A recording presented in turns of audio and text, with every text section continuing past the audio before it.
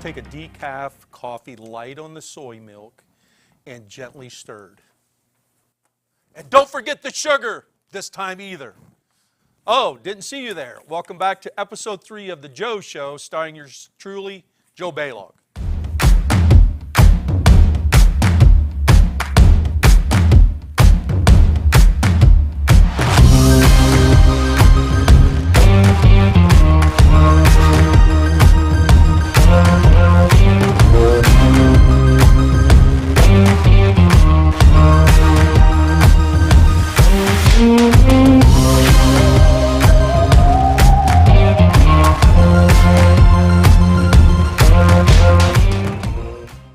Let's start things off by taking a look at the past week's hoop action as seen on the OH Report in this week's edition of The Rewind.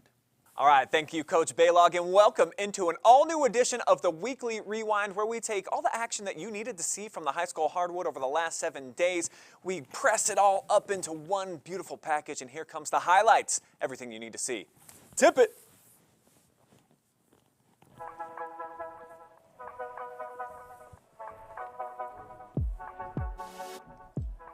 We take you back to last Wednesday for the start, and it's Northmore controlling Millersport right from the very start. Riley Johnson knocking down the triple there to start the party.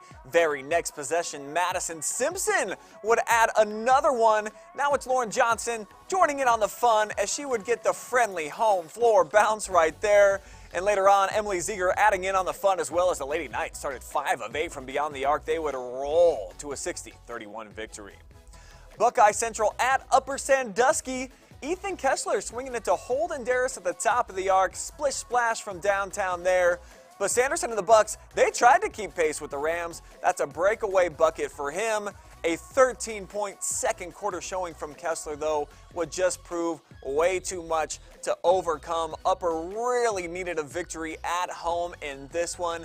They would go on to get one thanks in large part to Kessler. Final highlight, though, Levi Lamb and the Rams putting it away. They would knock off Buckeye Central 44-40 to pick up their second win of the season. Here at the Colt Corral, it's Shelby in town and Alex Bruscotter tying things up early. His first bucket of the night. He'd have a whole lot more later in the quarter. He's going to drain another 17 of his points. All came in the opening frame alone. The Whippets led 47-16 at the half, but the Colts never quit. Bo Dornbreyer hitting the tray right there. Shelby, though, they would go on to cruise. They win this one 84-52 on the road. Cardington at Mount Gilead midway through the opening quarters where we picked things up, and Matt Bland going to give the Indians a 4-point lead with that one. Cardington would continue to stick around, though. Zay Nipper with the cool backdoor pass to Kalen Briggs. That made it 25-19 Mount Gilead at the break. Move on to the fourth quarter, and the Pirates cutting the deficit down to just 2 possessions with Briggs taking over, getting it into the lane, but Aaron Gadden would hit the dagger as he knocks down this one, and the Indians take game 1 of the Route 42 rivalry 51-66. West Holmes versus Lexington will pick up action here with the missed shot, but a big rebound taken in by Elijah Hudson. That's good for 2 points. At the other end, Lexington trying to help out the Knights as they would tip that one in for a West Holmes field goal. But later on, it's A.J. Young finding Hudson Moore. He's going to take it to the hoop for a couple more Lexington points. And now, turning some defense into offense off the turnover, Elijah Hudson, the pass to Fogle, left-handed throw down right there. It was 10-4 after 1. West Holmes trying to come back here, spraying from the corner. He's getting sprung with 3 points, but Corbin at the buzzer, ending the frame here at the half, and Lexington would stay undefeated. 62-41, they knock off the Knights. Freddy's at Centerburg, first place outright in the KMAC up for grabs, and you saw the big slamming good time for Cade Carpenter to open things up. Colton Martin, though, answering with a triple at the other end, but he needed a lot more to get on Luke Bean's level. This dude thoroughly enjoyed the view from downtown in the second. He connected on 5 triples in the frame, 6 overall, and the Freddies would ride the hot hand to knock off the 2-time defending KMAC champs 59-50 for a solo spot on top of the league standings with the dub. Cary at Mohawk, hosting the undefeated Blue Devils, trying to shake up the N10 with a big win, and the Warriors would get off to an awesome start. Peep the ball movement there, ending with Zayden Fry taking the contact. He would get the hoop. Mohawk would hold the Devils to just 8 first-half points. Meanwhile, dudes like Braden Chester hitting open threes, bombs away. This was a 14-point game with Mohawk in front before Cary starting to pick things up. That's Carter Smiley roasting the 3 of his game-high 17. But the biggest shot of the night coming from the sophomore, the trifecta right here. Boomer Cleveland, kaboom, right in front of the student section. Blue Devils would have the ball with a chance to win or tie in the closing seconds. Here's Braden Young with the shot, but it's going to get partially blocked, and Mohawk holds them off. They would go on to win it 47-45, knocking the Devils from the ranks of the undefeated. Take you back out to Centerburg now. The lady version of the Freddie Berg game, and Ella Boughton hitting the baseline jumper to put the Lady Freddies up 4 in the second. Lady Trojans, though, would go on a run to finish the half. Clara Johnson hits a 3 to complete a 19-4 run. It was 37-28 at the break in favor of the Berg. Mid-third quarter now in Fredericktown on a run of their own. Callie Carpenter with the step back gives them a 4-point lead. And in the fourth quarter, the Lady Trojans up 1, but Kit Bellman has ice in her veins. The Fredericktown Freddies would pull it out 58-56. Huge shot there. Back to Lexington we go. They're hosting Richland County rival Clear Fork, and Victor Skoog here thinking about a 3. Now he's going to kick it out, and here's Hots with the hot hand. He pulls the trigger, knocks one down from beyond the perimeter. Hudson Moore now to Braden Fogle, who's going to dribble drive inside. Left-handed layup is pretty off the square. Check out this baseball pass, though, coming up as they're going to throw it down court to Skoog. Kick to the outside of the arch yet again. He's got another assist as Adam Van Osdale knocks down the three for the Colts. But just too much Lexington in this game. Baden Forup was a menace inside all night long. You feed the big fella and you get rewarded. He knocks it down as Clear Fork falls to undefeated Minutemen 62-41. Big Lex has started the season at 10-0. So that is your weekly rewind for week number 3 here on The Joe Show. But that's not it. We've got more. We're going to send it out now to K-Mac Trav. He's got the rest of your highlights. Thanks, Brian. Big one in the K-Mac at the Castle was Northmore hosted Centerburg, needing a win to remain in the conference conversation, and they played like it. Hunter Falk with the smooth baseline drive. But the Trojans' Colton Martin putting up a valiant effort. He led Centerburg with 13, but everything would go the way of the Golden Knights. Watch this pass from Caleb Chenier behind his back to an open Jax Wenger. Then later, Grant Bentley, he's going to add 3 of his game-high 19 points. Northmore wins 56-35. They now tie the Trojans for second, with both teams still playing leader Fredericktown. Speaking of the Freddies, their offense came to play Tuesday night as Trevor Bellman knocks down the triple, but the Cardington Pirates, they fought hard to stay afloat, leaning on their deep three-point shooting to keep things close, but one Cade Carpenter had other ideas, though, powering his way to the hoop for 2. Fredericktown cruises to a 72-39 victory. They remain unbeaten in K-Mac play. However, like I said, they still have Centerburg and Northmore in the next couple of weeks. Now to the girls' side in the N10. Winford, Upper Sandusky. Royals, Alexis Stevely, backdoor pass to Grace Stuckey for the layup. But on the other side, Cadence Isles, cross-court pass to Grace Walton for the 3 to end the third quarter for Upper. Then it's Stuckey once again with the assist to Stevely on the backdoor cut. And then it's Katie Wagner with the turnaround fadeaway jumper. Stevely now. A nice turnaround floater in the paint. Back and forth we go. Valoria Stowers for the Rams with the offensive rebound and put back for the layup. Then Stuckey, a wide open 3, but Upper Sandusky, the Lady Rams, would have the last laugh. Valoria Stowers would get the block to close out the game on the defensive end. Lady Rams win 51-45. That'll do it for this week's edition of The Rewind. We're going to take a break right here on The Joe Show and be back after this live and free on the OH Report.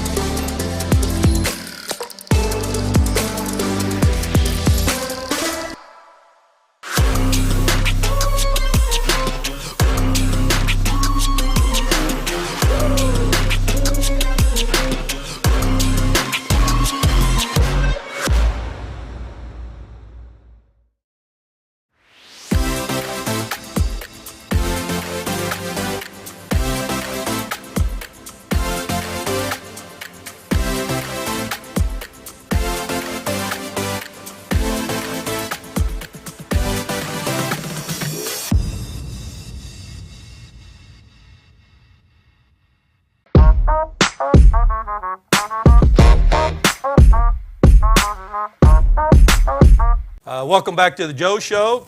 We'd like to welcome Jake Furr, sports writer for the Mansfield News Journal. Jake, before we get started, talking about basketball here in the area, give our audience a little bit about your background. I know you graduated from Plymouth High School, and it's always interesting for me now is I talk to coaches to kind of find about their background, and I guess it'd be interesting maybe for us to find out a little bit how you got into this business and why you enjoy doing it so much. Yeah, I mean, it kind of all started. I graduated from high school in 2008. In 2006, I was a sophomore. We played in a district championship game over at Willard, and Rob McCurdy, who's one of my very best friends right now and just a great mentor, and you know him pretty well. He covered Mansfield area for a long time, but he talked to me after that game. I think I had like 15 points as a sophomore, and we won our first district title ever. And he talked to me after that, interviewed me, and I was like, man, that guy's got a really cool job. And ever since then, it was kind of reading Sports Illustrated, reading the newspapers, and that's what I wanted to do, was be a sports reporter, and kind of especially in this area. I grew up reading the News Journal, and after college, I was actually interviewed after one of my commencements. Said, hey, what do you want to do with your life? I'm like, I want to be a sports reporter for the Mansfield News Journal, and here I am. I'm living my dream right now, and for the foreseeable future. So well, being a veteran coach, I can say that I first started coaching in the Mansfield area. That they had like 4 guys covering, yeah. And then it kind of dropped off, and now you've probably taken the job of 4 guys. And you do a great job. So we're just a few weeks away from tournament draw. I think the girls are going to draw on Sunday, I think the 29th. I think the boys are drawing on Sunday, the February 5th. So I guess one of the things kind of like to talk about, maybe help inform our viewers about how the tournament draw works. So being an old guy, kind of give some background as to when I first started coaching, how the tournament worked, if for our viewers. But when we first started, and I don't know, maybe even when you played, the tournament draw was based on a sectional. Right. So you would have 7, usually 8 teams, maybe even 6, that would be in a sectional draw. And so when I first started coaching, you would go in and you would vote. So you would vote, who's going to be seeded, and they seeded the top 2 teams. Okay. So those 2 teams they had to jump into opposite brackets.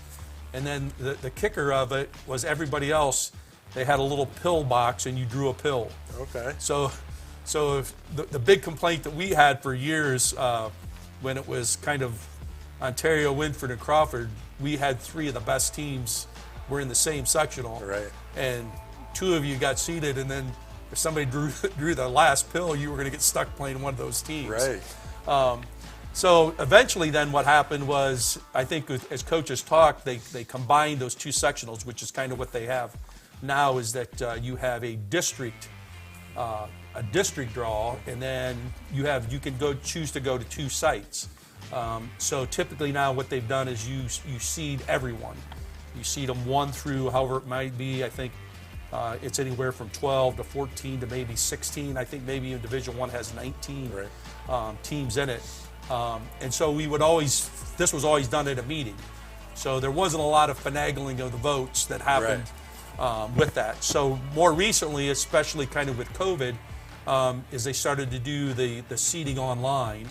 And then actually there's not even a meeting to go to the draw. You have a phone call and you choose where you're going to go on the bracket. So I think one of the interesting things that's happened is that now the Northwest District's piloting a program which they call the Martin RPI to do that seeding. And what we would like to do is maybe take a look at how that Martin RPI works. So for viewers out there, if you want to, you can simply Google Martin RPI, and you can see basically how they rank the teams across the state. And the rankings are going to be based on a team's wins and losses, the strength of the schedule, opponent's strength of schedule, and the division of their opponents. And point margin does not play into it at all. So you could win by 50, you could win by 1, it's still going to be the same points. So the big thing is Martin RPI, you can see it across the state, but there's one district, the Northwest District, that's going to use it as the seeding for the tournament. So coaches will not vote on the seeding. The Martin RPI is going to determine who's 1 through whatever. And then coaches here still will have the opportunity to put themselves on a bracket. So let's take a look at some of the districts and some of the local teams. So if we take a look at Division I, we can take a look at a couple teams in the area and maybe have you talk about them a little bit. Yeah, I mean, Division I in that Northwest District, that Lake District, Madison being at number 11, I mean that's a sneaky team. I'm really interested to see. I know every time it's a Division I, I mean, they always go to these schools that they've never seen before and just don't know anything about.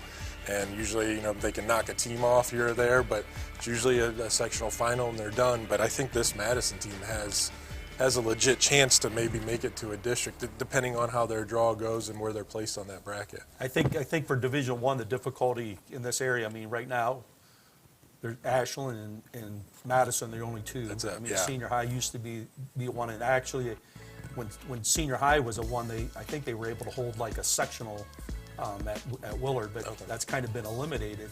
Right. And so the difficult part for Madison is that travel. But I totally agree with you. Yeah. You know, Madison's got two positions really filled on that team really well. The point guard, Seven Allen, Yeah. and then the Jaden Jeffries can make them really a tough matchup. I think the other Division II though is the one that's always been interesting. Oh, and man. you know, being involved with that, let's take a look at that and kind of get your thoughts on the Division II district. Yeah, I mean, with Sandusky being number 1, and then you have Lexington, who's 11-0 at 2, and then you have Shelby, who's on an 11-game winning streak at 3. I mean, those top 3 teams are absolutely insane. Bellevue is having a good season right now. I think last I saw they're 8-3 right now, so that's a pretty good start for them. And then you always have Senior High and Ontario, and Willard's always a good team who's new to that Division II. So man, that's a grind right there, man.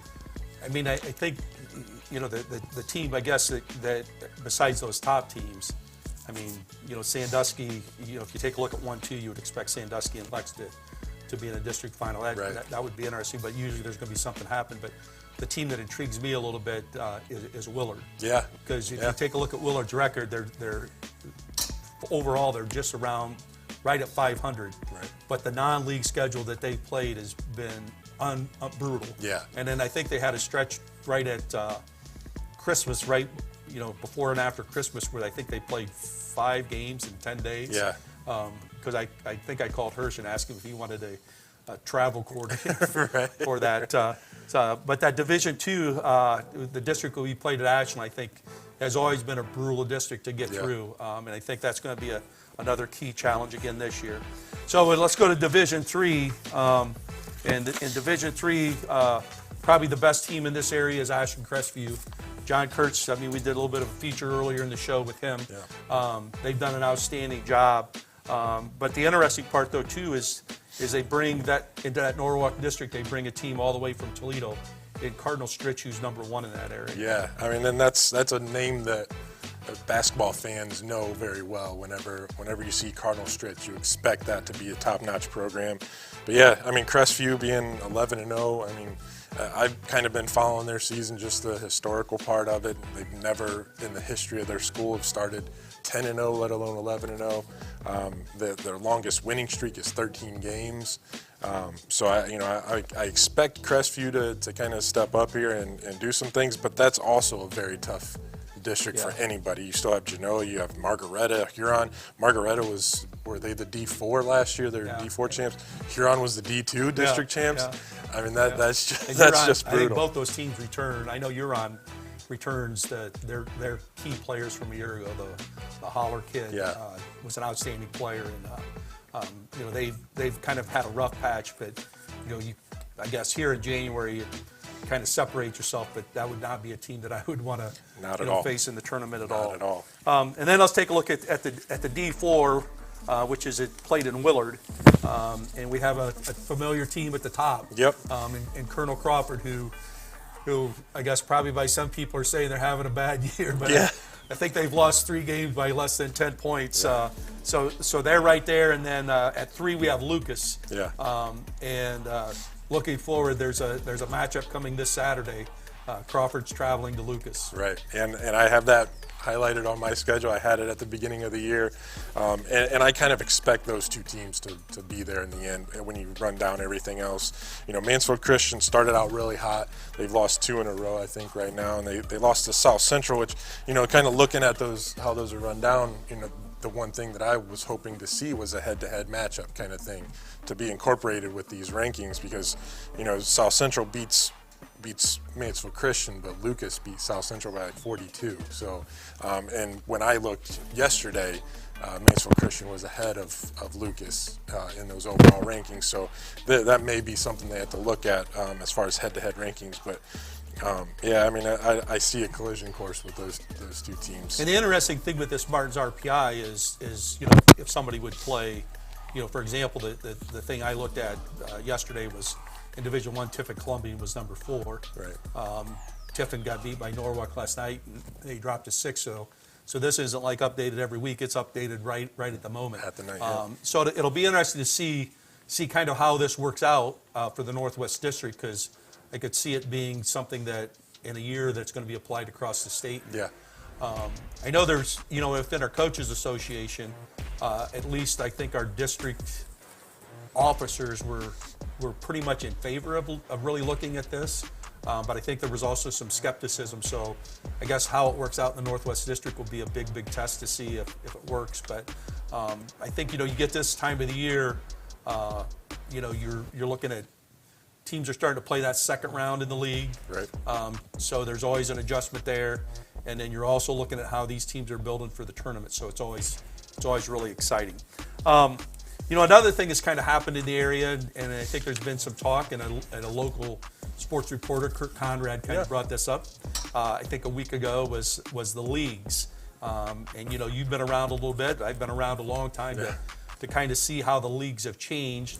Let's talk a little bit about, I guess, maybe our feelings about changes in the league and maybe some suggestions that we would have. Yeah, I mean, I was always, you know, back in, I think, 2018, I did an inbox column, and somebody asked me kind of, you know, what are your thoughts on this, on the, you know, how the conferences are changing, the landscape of everything. And, you know, I was totally in favor of a local league with those 8 teams that were mentioned.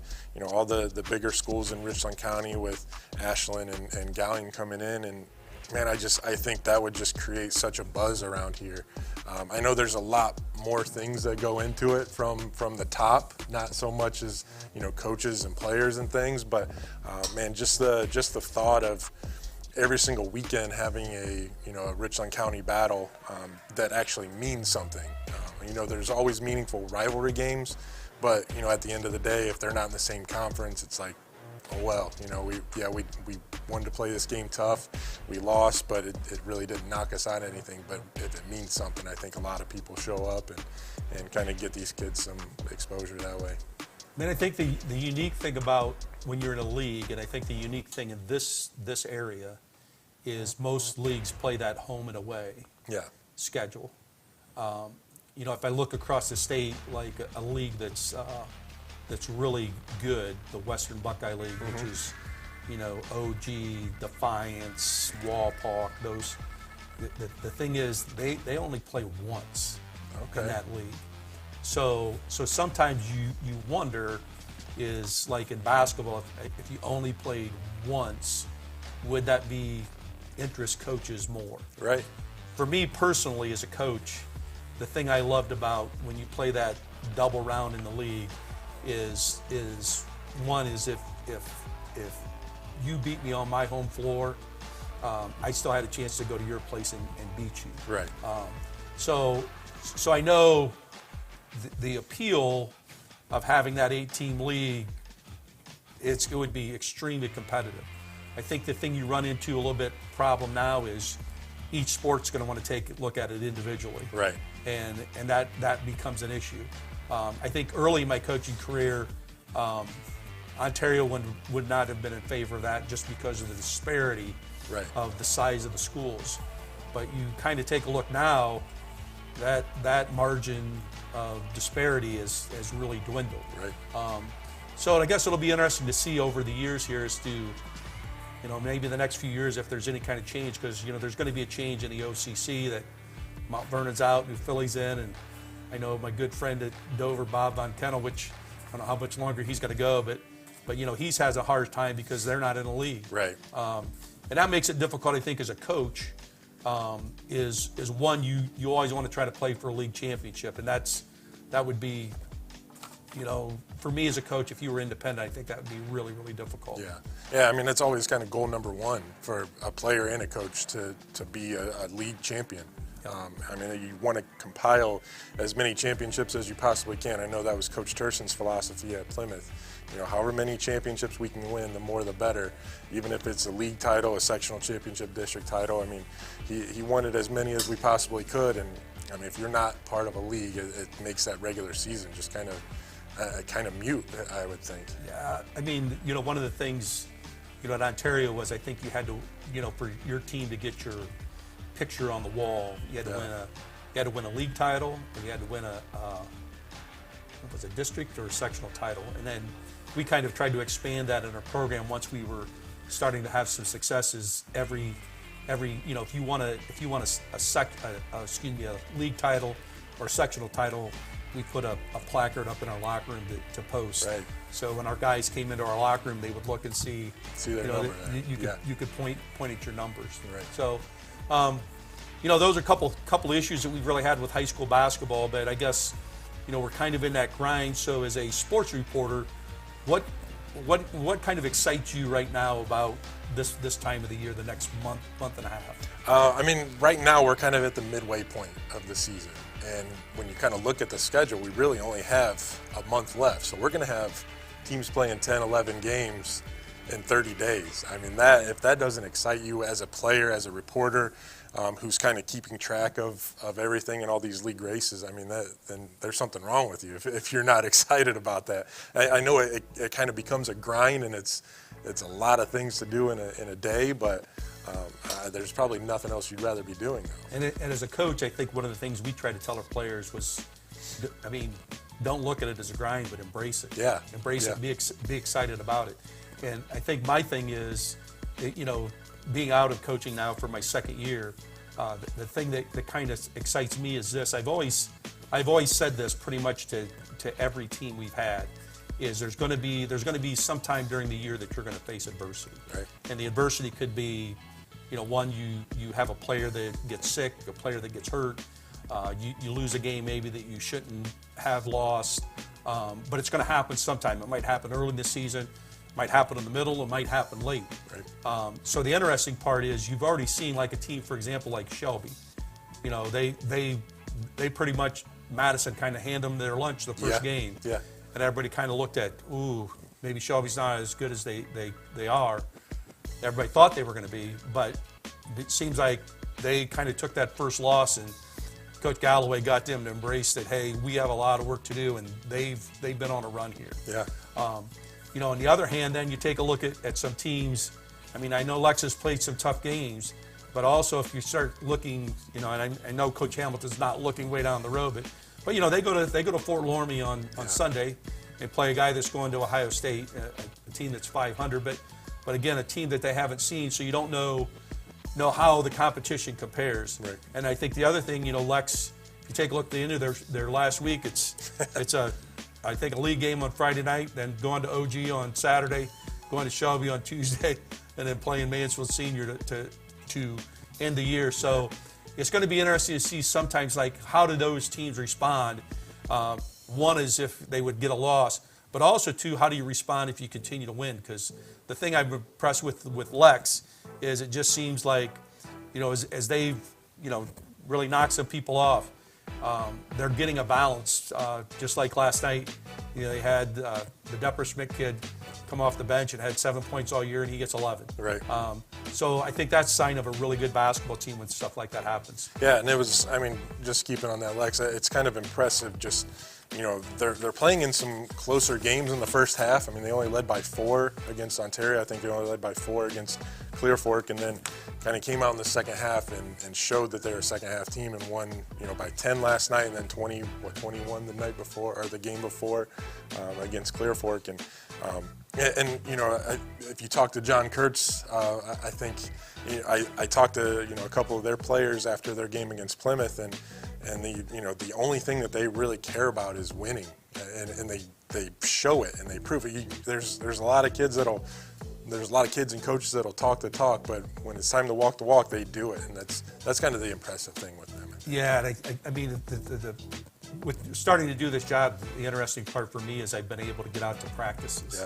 Yeah. You know, last year I just kind of took some time and kind of went to several Colonel Crawford's practices, but I had an opportunity to go to different ones. I've, you know, been at Madison, I've been at Shelby, was at Crestview, and it's always interesting kind of to compare how you approach practice with how other teams approach it. But in watching Madison boys, Shelby girls, Shelby boys, Crestview boys, the thing that impressed me the most was the energy that those guys brought to practice. Yeah. And I think that the big thing we always told our kids was, you know, there's two things you can really control. You can control the energy you bring to practice and the effort.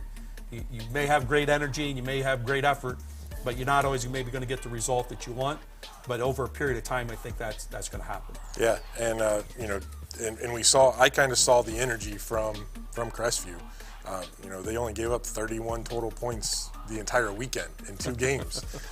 So I mean, I'm really high on the Cougars. Yeah, and John's not real complicated. John's pretty simple Yep. and demands it, and he gets the job done. Yeah. So, you know, Jake, we'd like to thank you for joining the OH Report. Yeah. And you know, being a veteran coach, and on a behalf, I would think probably every coach in this area, we thank you for what you do, not just for basketball, but really across the board for you know, our high school athletes and teams.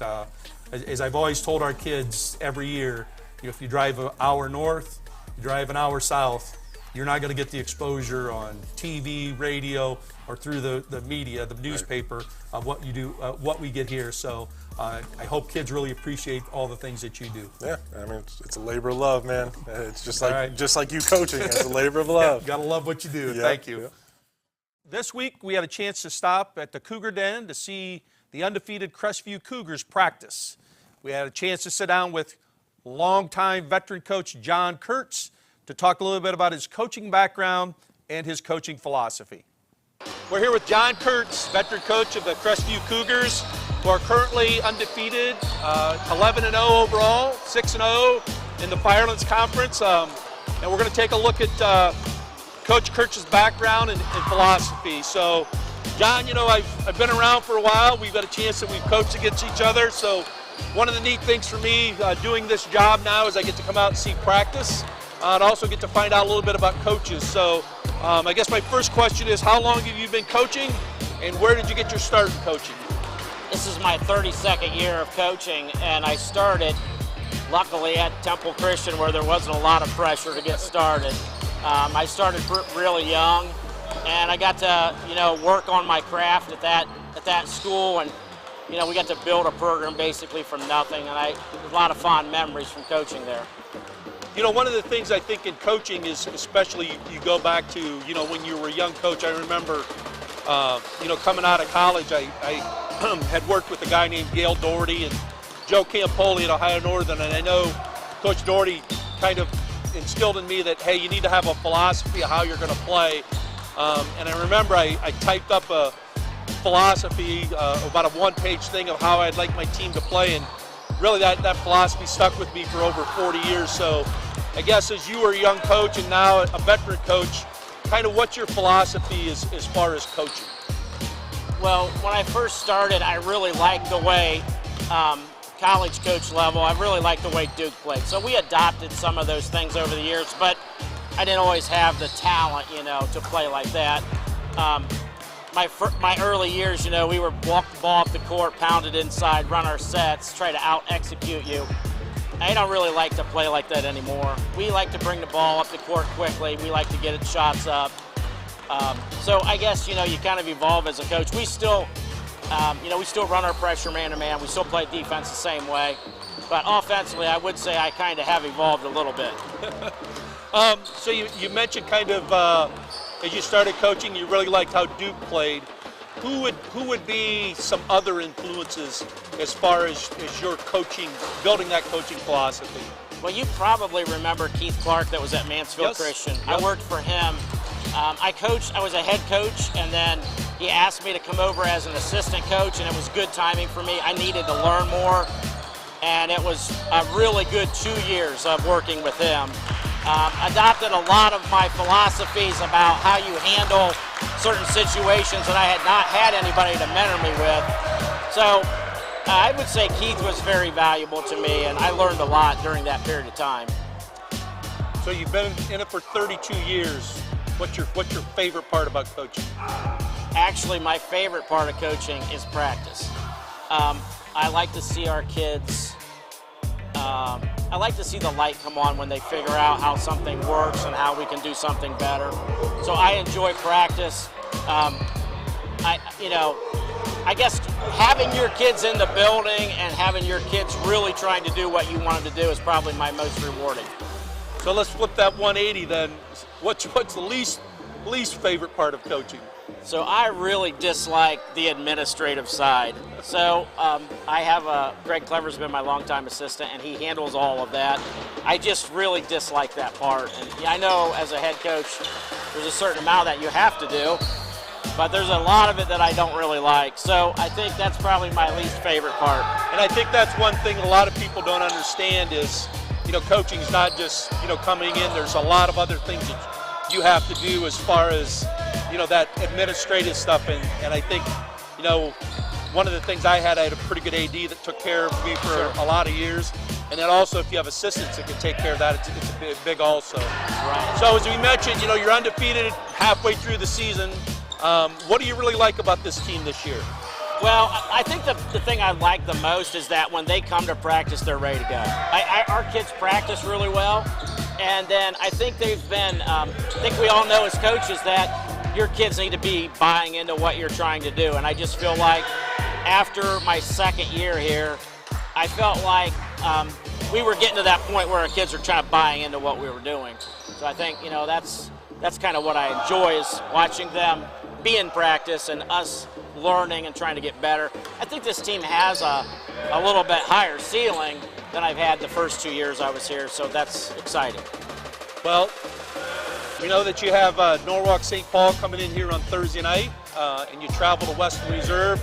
Both conference games this week, starting the second round, I believe, of the conference play. So you put yourself in a great position to have some great success here as you approach that second half.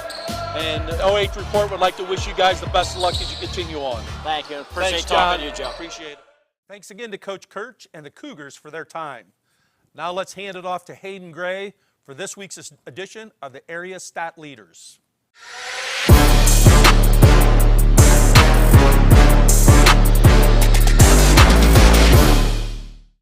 Thank you, Joe. And now it's time for that part of the show where we take a look at the stat leaders for both boys and girls in the major conferences we cover from around the area. And we're going to start off with the boys' side of things this week, and we're going to take a look at your rebound leaders. Coming in at number 5, Evan Wengler from St. Paul, 9.4 rebounds per game for him in his first appearance on our list. At number 4 is Baden Forup. The big man out of Lexington continues to climb up, 10.2 rebounds per game for him through the season. At number 3, Jacob Maddie, 10.7 boards for Colonel Crawford. He's been getting it done both in conference play and non-conference for the Eagles. At number 2, Jedediah Brandon, his first appearance on the list from Mapleton, 12.1 boards per game. But your top leader is Sam McMillan of Winford, also averaging 12.1 rebounds per game for the Royals. Now we'll switch over and take a look at the top scorers around the area.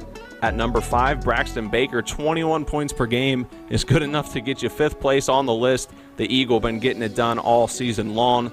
At number 4, Matt Bland of Mount Gilead, 21.3 he is averaging per night. Alex Bruscotter also averaging 21.3 for the Shelby Whippets. They look to stay hot in the MOAC. At number 2 is another MOAC Conference athlete, Trey Booker of Pleasant. He's been towards the top of our list and towards the top of his conference list all season long. But number 1, Isaac Blair from South Central, just shy of 23 points per game. He takes home the top scoring leader this week. Finally, for the assist leaders around the area, Spencer Payne comes in at number 5, averaging an even 5 assists per game for the Danville Blue Devils. Right above him is Alex Bruscotter, 5.1 out of Shelby. At number 3, Grayson Reynolds for the second place KMAC Centerburg Trojans, 5.2 assists per game. At number 2, a member of the team that just beat Centerburg the other night, 5.6 assists per game for Jax Wanger of the Northmore Golden Knights. But at number 1 is Kanan Allen of Winford, 5.6 assists he is averaging per night. Now we'll switch gears and take a look at the area leaders for the girls' side of things around the area. At number 5 on our rebounding list, Tatum Stover makes her first appearance on this year's list, 8.83 boards per game for her. At number 4 is Emily Klopp. She's been consistent on our list this year, 9.2 rebounds per game for the Lady Warrior of Mohawk. At number 3 is Katie Wagner, 9.5 boards per game for the Lady Royal of Winford. At number 2, the second member from Lexington on our list, Ava Brown, 9.73 rebounds per game for her per night so far this season. But at number 1 is Haley Snyder of River Valley, just shy of 10 rebounds per game. For the scoring side, at number 5, Emily Klopp, the second list she's made, just averaging shy of 14 points a night for Mohawk. At number 4 is Callie Carpenter, 15.3. She is scoring per night for the Fredericktown Lady Freddies. At number 3, Ava Steele, 15.4. At number 2, Kendall Beverly, 16.3 points per game for the Lady Trojan out of South Central. And at number 1 is yet another River Valley Lady Viking, Brooklyn Mosher, 17.4 points per game for her. They look to compete in the MOAC and stay towards the top this season. And finally, wrapping things up, your girls' assist leader at number 5, Kirsten Bradley of the Mansfield Senior Lady TY Tigers, 3.5 per game for her. At number 4, Jolie Hamilton, 4 even assists per game for the Mohawk Lady Warrior. At number 3, falling a few spots this week, Riley Cancer. I gotta change that, it's Concert. At number 3, falling a few spots, is Riley Concert of Buckeye Central, 4.3, still a solid number for her and the Buckettes, who are doing great things in the N10 this year. At number 2 is Grace Lamoureux, making her first appearance this year, 4.6 assists per game for her out of South Central. And at number 1, your top assist leader in the area is Shelby Lady Whippet, Demi Hip, 5.4 assists per game for her, the court leader for the Lady Whippets this season. So that'll wrap up this week's episode 3's installment of Stat Leaders. Don't go anywhere though, plenty of the Joe Show left right on the other side of our last commercial break.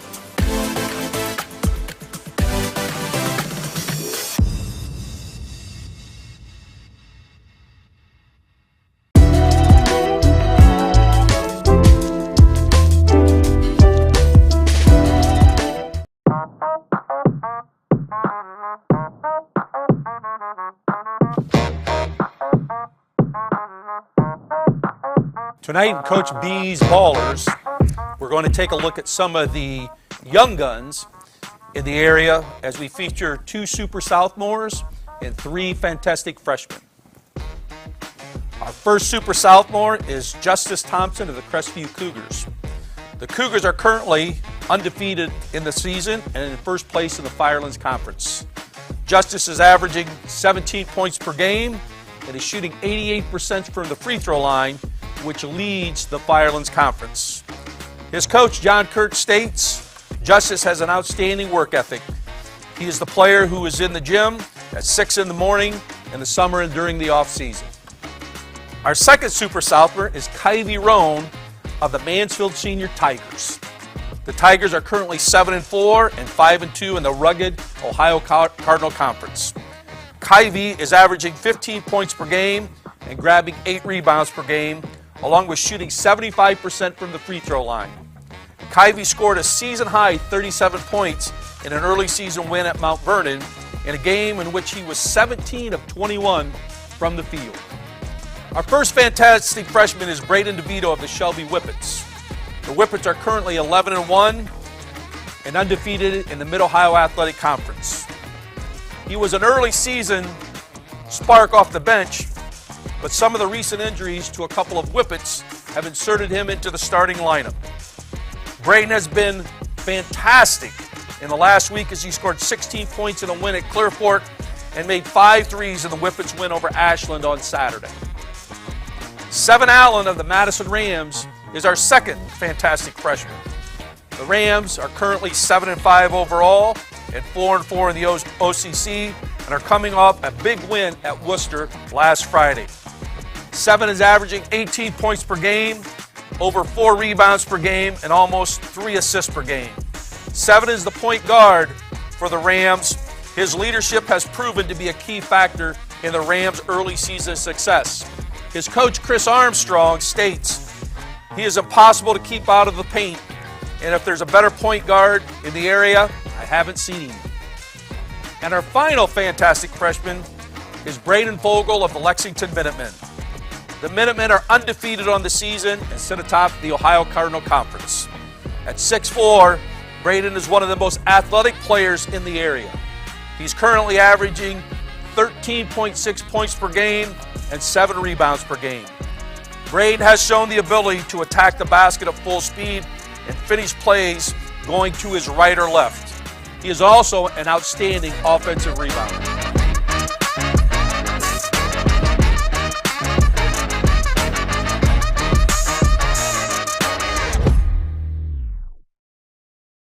Now it's time to head back to Cougar Country as I chat with Crestview's Jarek Ringler in this week's edition of Around the Arena.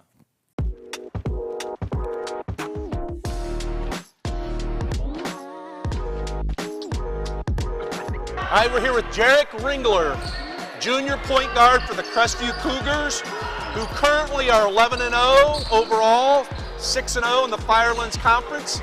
And we're going to try to find out a little bit more about Jarek as we go around the arena. So Jarek, just have a kind of a series of questions here just to let people know a little bit more about you. So, favorite player, college or pro? Probably Luka, just because everything's just at his own pace. He looks like he's not even trying out there, and then he'll go for like 30 and 10 triple-double every night, so it's just super fun watching him. Yeah, if you lined him up and you would say, you know, who's the best player without knowing, you would probably not pick him because he doesn't look that athletic. No. So one of the things I know that, you know, growing up being a high school basketball player, you know, you have people that influence you as far as in your career. Who's been the biggest influence in your basketball career so far? Definitely just my family and coaches pushing me every day, teammates in and out. They're just always pushing me the best I can be. And if one day it's just down a little bit, they'll just make sure that I'm staying on track, and it's just really great to have a good support system like that. So if I would go to your house for dinner or go out to eat, what's your favorite food? I'd have to say probably shrimp Alfredo. You just can't go wrong with that anytime. Might get you a little full, probably not 4 games, but that's probably my favorite. Going to when you were a little bit younger, what was your favorite breakfast cereal that you would pull out in the morning and eat? Probably Lucky Charms. It's still my game day just because I'm a little superstitious. It just, I don't know, just something about that. Ate it since I was young. Kind of like a coach. If I would eat something and we would get on a winning streak, I'd try to eat that same thing every day.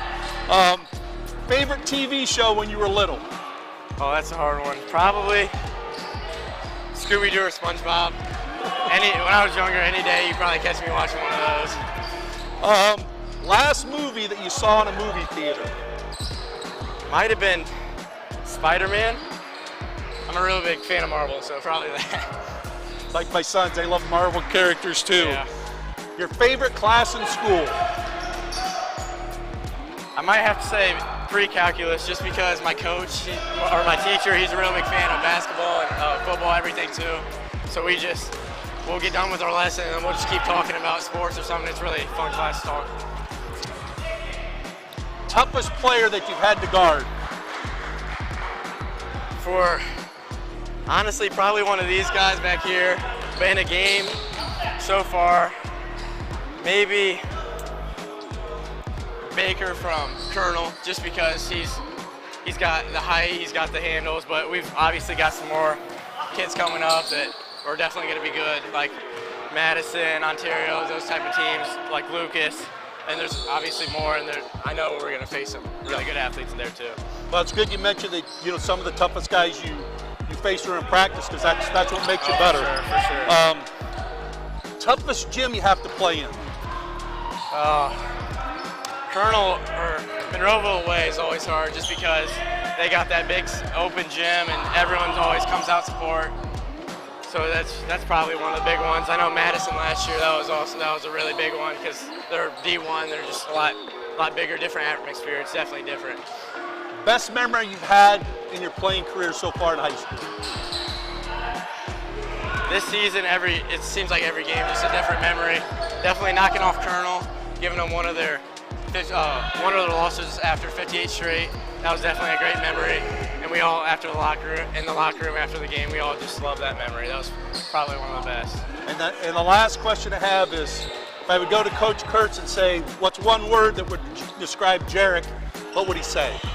Hopefully a leader, just because I try just to keep the court, like be the general out there and just make sure, like if I'm not scoring one day or I am, it doesn't matter as long as we get the win, keep our team together, that's all that really matters to me. All right, that's Around the Arena with Jarek Ringler. Thank you. All right, this week on Coach B's Story Time, we're going to try to take a look at a little bit of how coaches think, maybe at this time of the year. So teams right now, you have teams that are having outstanding seasons. You have teams that might be struggling. So how do coaches try to evaluate their teams? Well, one of the ways that we tried to evaluate our team was we had what we called a goal chart that we kept in our locker room. And on that goal chart, we had 11 goals. So I'll just read down as to what those goals were. The first goal was our defense was to limit a team to 55 points or below. Defensively, we wanted to try to hold all opposing players, allow no player to get 20 points. As a defense, we wanted to try to force 20 turnovers. We wanted to hold our opponent's field goal percentage to below 40%. Some offensive goals then that we had was, as a team, we wanted our team, Ontario, to shoot greater than 52%. We wanted to shoot greater than 40% from the three-point line. And we wanted our free throw percentage to be above 70% as a team. We also wanted to try to get 10 more shots than our opponent took. And we wanted to only turn the ball over 10 or less times. Rebounding stat, what we tried to keep was we wanted to grab 58% of all the total rebounds in a game. And then our last goal was we wanted to make sure that we made more free throws than our opponent had attempted. So with that goal in mind, we wanted our players to try to be aggressive getting to the basket, to create foul situations. On the other hand, we wanted to try to make sure that defensively, we were not just hacking people and putting them into bonus situations. So what we found over the years is that you might say, well, Coach, there's no way in a game that you can probably get those 11 goals, and you're exactly correct. It's very, very difficult. That would be almost the perfect game, which we as coaches, I think, strive to have a perfect game, but it's really almost impossible to do. But what we found over the years is when we achieved at least 4 of these 7 goals, of any of these 7 goals, we usually won the game. There were also times where we might have achieved 7 or 8 of the goals, but because our opponent played so well, we might have lost those games. But pretty much on an average, we felt that if we achieved 4 of these 11, we were going to win the game. So you might be asking, well, how does this help your team? Well, a couple of ways it helps. Number one is if you're a really good basketball team, you can start pointing at these goals. Like you might have won a game and you've only achieved 3 of those 11 goals. Or you might have a goal that one of these goals is you've not achieved at all. So you're always giving your team something to strive for. The other part is if you're a team that's struggling and maybe not winning as many games as you would like to, you can also point to this goal chart as, hey, you know, we've achieved this goal, or let's try to really get this goal tonight. So that's one way we at Ontario try to evaluate, you know, our team each year, really after every game. In coaching over many, many years, I mean, the influence that other coaches have on you, for me, has been instrumental to the success that we had at Ontario. And one of my best friends, a guy named Bob Von Kennel, who coaches at Dover High School and has won over 700 basketball games, was a tremendous influence. And one of the things I learned from Bob was the importance of special situations, which were especially like baseline out of bounds underneath. So just recently, I caught Bob on a show, and he was talking about a chart that he had a player keep. This player was a senior player who unfortunately was injured at the beginning of the year and will not be able to play, but he wanted to stay involved with the team. So Bob assigned him a chart called The Game Within the Game. And in this chart, he puts that there's 7 situations that happen every game, and some of these situations will happen several times a game. And I think as a coach, and then maybe even more as a fan, when you watch a game, become aware of these situations because it has a tremendous effect on the game. So the first 4 are simply who scores first in a quarter. So if Ontario would be playing Lex and Ontario scores first in a quarter, you give Ontario a point. If Lex would be the first to score in the quarter, you give Lex a point. So the big emphasis there is if you would be the team that would take the ball out of bounds to start the second quarter, you want your kids to really be focused on, hey, we want to get a score on this possession. The 5th situation, so we have 4 there, the 5th situation are timeout situations. And a big emphasis he says he has is he wants to be the first team to score out of the timeout. So again, if you're Ontario and you had called the timeout and you have the ball, you want to tell your team, hey, we got to win this timeout. And the point system would be the same. If Ontario scores first out of the timeout, they would get a point. If we're playing Lex and Lex scores the first point out of the timeout, they would get a point. The 6th one was out of bounds plays. And again, if you run an out of bounds play and you score off of it, you get a point. If the defense stops your out of bounds play, the defense gets a point. This is probably one I really took to heart after scrimmaging Bob in the summer and in the fall for so many years because they were so good at it. I think early in my coaching career, I did not place a big emphasis on scoring on inbounds plays.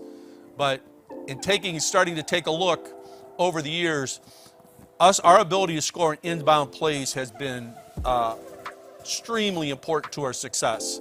I can think back to one tournament game that we played in the district where I think we scored on 6 baseline out of bounds plays, which is 12 points. That's a huge difference in the game. And then the 7th situation is opponents' inbounds plays. So again, the same thing would be if the opponent scores, the opponent's going to get a point. If we would stop them, we would get a point.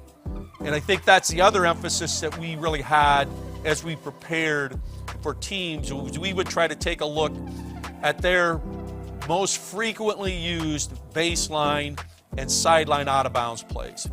And we really worked to, in our scouting report, our film study, and then on the floor, usually the day before the game, of how we wanted to try to defend those out of bounds plays. So what's interesting is Bob's kind of charted this, and he said usually in a game there's 20 times that these situations are going to happen. And he said if you win 75% of those situations, it's usually going to result in about 10 points for you. And if you take a look at the game of basketball, 10 points is huge in deciding who wins or loses. So that's story time with Coach B. We would like to thank everyone for viewing tonight. And do I have my coffee yet?